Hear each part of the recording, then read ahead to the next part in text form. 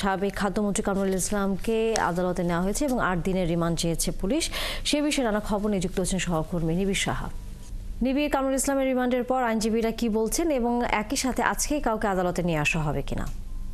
আসলে তানিয়া, আজকে নতুন করে আর কাউকে আদালতে নিয়ে আসা হবে না বলে আমরা জানতে পেরেছি এবং সকালে যেমনটি বলছিলেন যে সাবেক খাদ্যমন্ত্রী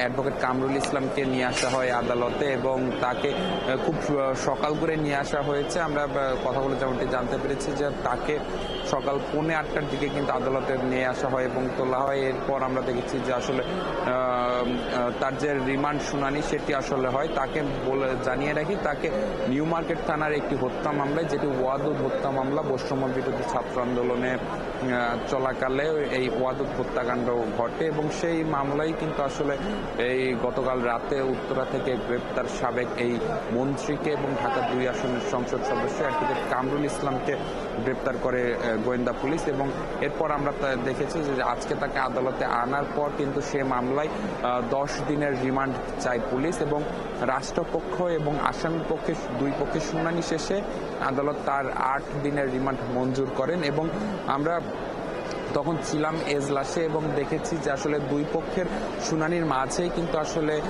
সাবেক এই মন্ত্রী কিন্তু আসলে তিনি মন্ত্রী পাশাপাশি তিনি কিন্তু একজন আইনজীবীও।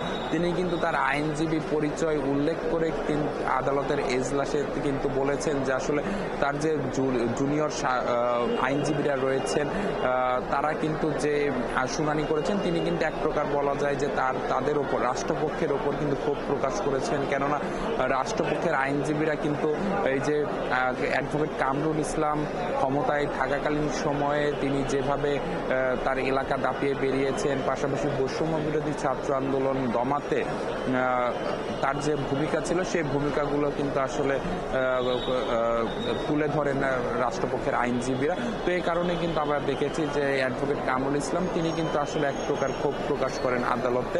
এরপর আমরা দেখেছি যে আসলে আসামি পক্ষের আইনজীবীরা যারা ছিলেন তারা কিন্তু আসলে এই যে তার বয়স এবং মুক্তিযোদ্ধা বিবেচনায় কিন্তু আসলে তার যে রিমান্ড সেটি আসলে নামঞ্জুর করে তাকে জামিনের জন্য আবেদন করেন, কিন্তু আসলে দেখা গেছে যে আসলে উভয় পক্ষের শুনানি শেষে তাকে 8 দিনের রিমান্ড মঞ্জুর করেন আদালত। আর একটু জানিয়ে রাখি যে আসলে গত 5 আগস্ট সরকার পতনের পর থেকেই কিন্তু এই অ্যাডভোকেট কামরুল ইসলাম তিনি কিন্তু আসলে পলাতক ছিলেন এবং দীর্ঘ 3 মাস পর কিন্তু আসলে তিনি পুলিশের জালে ধরা পড়লেন এবং তাও ধরা পড়েছেন রাজধানীর উত্তরা থেকে।